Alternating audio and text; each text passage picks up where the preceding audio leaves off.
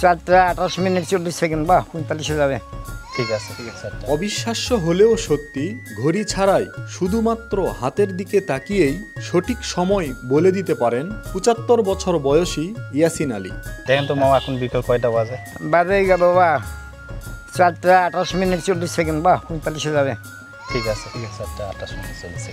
দিনের আলো বা রাতের অন্ধকারে যে কোনো মুহূর্তে নির্ভুলভাবে ঘন্টা, মিনিট, এমনকি সেকেন্ড পর্যন্ত বলে দিতে পারেন ইয়াসিন আলী। এখন তিনি সবার কাছে ঘড়ি ইয়াসিন নামে পরিচিত। বাড়ি থেকে আসলে? এখন বাড়ি থেকে আসলাম। কয়টা বাজে এখন? এখন বাজলো ভাই 4:22:50। ঠিক আছে ঠিকই আছে টাইম। কয়টা বাজে? এখন বাজলো 4:30:35।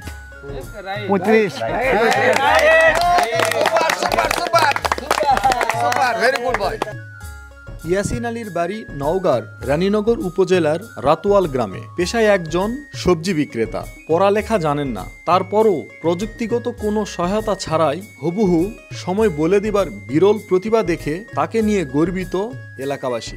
তাকে যে কোনো মুহূর্তে যে কোনো সময় যদি বলা হয় টাইম কত, সে পারফেক্টলি বলতে পারে যে টাইম এত।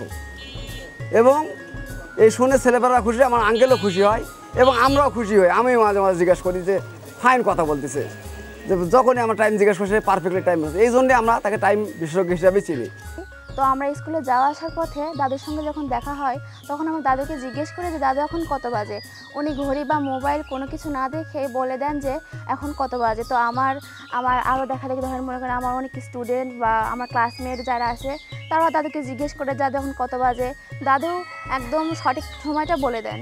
ঘড়ি ছাড়া নির্ভুলভাবে সময় বলতে পারার এমন কৌশল কিভাবে রপ্ত করেছেন জানতে চাইলে তিনি বলেন, পাকিস্তান আমলে ঘড়ি ব্যবহার করতেন, কিন্তু কোনো এক কারণে ঘড়ি ব্যবহার করবেন না বলে প্রতিজ্ঞা করেন। এরপর থেকে ঘড়ি ছাড়াই সময় আয়ত্ত করার চেষ্টা করেন তিনি।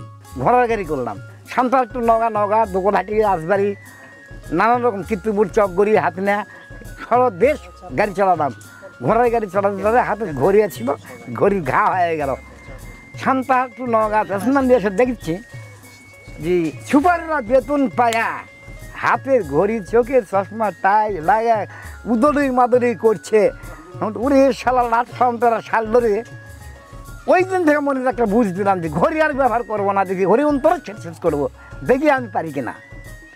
তখন ঘড়ি পকেটে রাখতাম আর অন্তরের সাথে ট্রাই করতাম। করতে করতে করতে করতে হিসাব করে দেখলাম হ্যাঁ মনের সাথে ট্রাই করে তো ঘড়ির সাথে মিলে যায়। আস্তে আস্তে আস্তে আস্তে দেখলাম যে হ্যাঁ। তারপর থেকে আমি আর ঘড়ির ব্যবহার করলাম না। ঘড়ির আমনামা খাচ্ছি আগে, ঘড়ি আর ব্যবহার করলাম না, ঘড়ি বাদ দিলাম। বাদ দিয়ে তখন টাইম চল নিজে নিজে সেট করতে লাগলাম। তখন নিজে নিজেই চলে নিজেই করি, আবার একটু মনোভাব করি। তারপরে যা বাড়ির ঘরে যা দেখি দেওয়াল ঘড়ি কেমন হচ্ছে, দেওয়াল ঘড়ি চললো নাকি, চলছে নাকি, হ্যাঁ চলতে দেখি না আমার কথার সাথে মানুষের ঘড়ির সাথে মিলে দেখা যাচ্ছে। দেওয়া ঘড়ি আপনার ভিতরেও আছে, আপনিও ঘড়িকে কন্ট্রোল করতে পারবেন।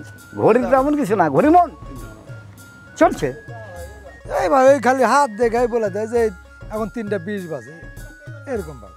মজার বললে খালি ভুল হবে, জটিল একটা মজা। লোক এলাকার এমন কেউ চিনে না ভাই। মানে আমরা ছোট থেকে যখন স্কুলে যেতাম তখন থেকে মানে যে ওনার সাথে এমনিতেই প্রশ্ন করতাম, দেখা হলে দূরে যায় হেঁটে যায় হলেও প্রশ্ন করতাম যে ভাই এখন কয়টা বাজে বলেন তো, দূরে যায় বলতাম একসাথে গ্রুপ। এলাকাবাসীর কাছে মজার মানুষ হিসেবে পরিচিত ইয়াসিন আলী। সকলের সাথে মিলেমিশে আনন্দেই দিন কাটে তার। ঘড়ি ছাড়া সময় বলে দিতে পারায় তার নামে একটি গ্রামের নাম হয়েছে। সেই গ্রামের নাম ইয়াসিনপুর। তা আমরা এলাকাবাসী চাই চাচা আমাদের মাঝে 1000 বছর বেঁচে থাকুক।